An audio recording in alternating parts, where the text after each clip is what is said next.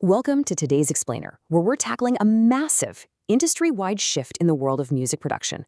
Today, we're looking at a resource that is fundamentally changing how working composers actually approach their craft. The 2026 Cinematic Scoring Manual for Suno AI v5.5 Professional Edition. Generative AI has crossed a major threshold. It's no longer just a fun internet toy for generating goofy songs about your cat, right? Nor is it just a weekend novelty. It has firmly established itself as a legitimate, incredibly powerful instrument in the professional composer's toolkit. But as any composer dealing with tight deadlines and a director who just changed their mind at the 11th hour knows, using AI at a professional, commercially defensible level requires a lot more than just typing in a clever prompt and hoping for the best. So today, we're breaking down the definitive guide for integrating Suno AI into a real-world, high-stakes scoring practice. Take a look at this quote. AI as an instrument under a disciplined hand, not a replacement for musicianship or judgment. That is the core doctrine setting the tone for everything we're going to discuss today. The manual we're exploring is written explicitly for working composers. It completely bypasses that hobbyist mindset. It frames generative AI not as some existential threat coming for your job, but as an incredibly capable new instrument. And just like a vintage synthesizer or a grand piano, it requires a disciplined human hand.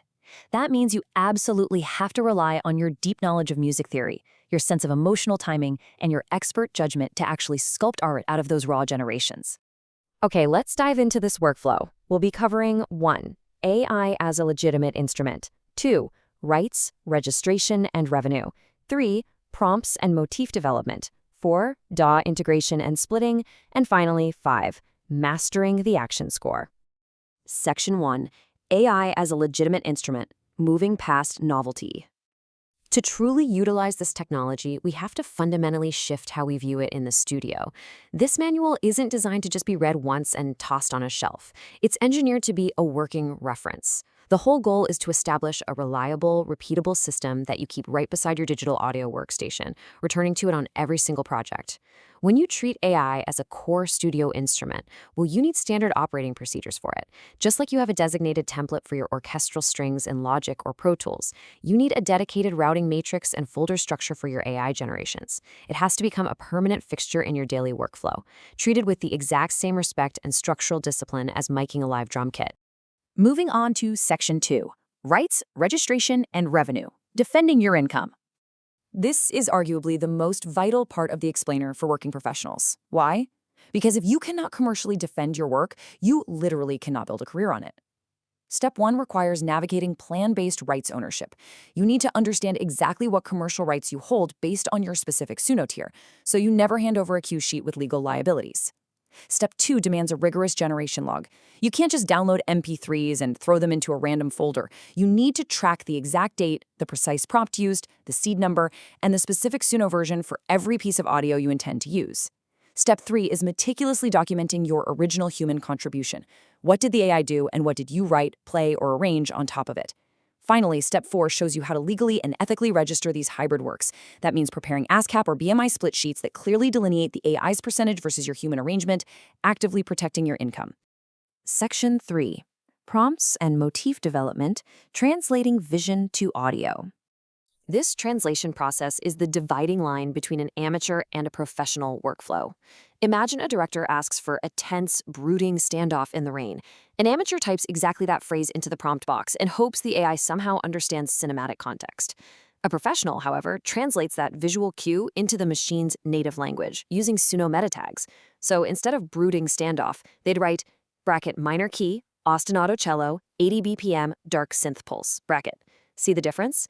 It's about speaking the language of the machine to translate the emotion on screen into specific musical directives. This direct translation brilliantly illustrates the path to getting a scene-accurate result on the very first pass, saving you hours of wasted generation time. So, how does this build into long-form scoring? Once you have a core theme, you need a motif toolkit. Taking a single melodic motif and developing it into a massive, consistent scoring library requires specific techniques. Let's say you have a hero's triumphant French horn theme. The manual outlines how to use Suno's cover mode to reimagine that exact melody with totally different instrumentation. Then, by utilizing custom models and a really cool technique called mood pivoting, you can take that same triumphant melody and mathematically force it into a tragic, slow, minor key piano dirge for the hero's death scene later in the film. film. The underlying musical DNA remains identical, but the emotion completely shifts. This is exactly how a composer maintains a unified sonic brand identity across an entire series or a sprawling film franchise. All right, Section 4, WA integration and splitting, the technical pipeline. So the crucial point here is the edit first, not re-roll first doctrine. Hobbyists will sit at their keyboard and click generate 50 times, drinking cold coffee, praying the AI magically spits out a flawless, polished track. Professionals, we simply do not have time for slot machines. The professional practice dictates that once you have a viable bass generation, maybe it's 80% of the way there, you immediately pull it into your DAW. You manually edit, you refine, you chop the audio, apply your own EQ, and overdub live instruments. You rely on your own musicianship to finish the track rather than endlessly re-rolling prompts. Taking ownership of that final 20% inside your DAW is the key to clean integration and total creative control. To execute that edit-first doctrine, you have to get isolated stems out of the AI. The manual provides a fantastic structural breakdown for mastering Suno's splitting features, and you need to know the technical why behind each one. Advanced split, that's what you reach for when you need granular control. Say, an isolated cello stem that needs to sit perfectly inside your existing contact orchestral libraries. Auto split is perfectly fine when you just need stems for a quick, rough mock-up to send to a director. And split from mix, you use that when you just need to carve out a muddy frequency in the AI's low end so your live, human-played bass guitar can actually cut through the master mix. Understanding these use cases allows the AI audio and human audio to coexist flawlessly. Finally, Section 5, mastering the action score, high-tempo troubleshooting. Action sequences are notoriously the most complex, chaotic, and demanding scenes to score. AI models can sometimes really struggle with incredibly fast, syncopated, or dynamically shifting tempos, often drifting completely off the grid. The manual provides real-world production troubleshooting and full technical walkthroughs for this exact nightmare. When the AI gets confused by a complex 7/8 rhythm, you don't re-roll.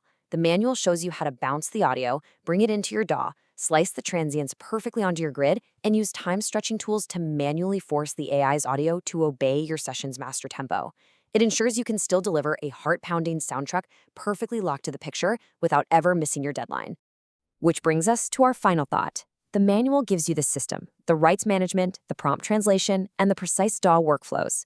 But the most important variable remains you.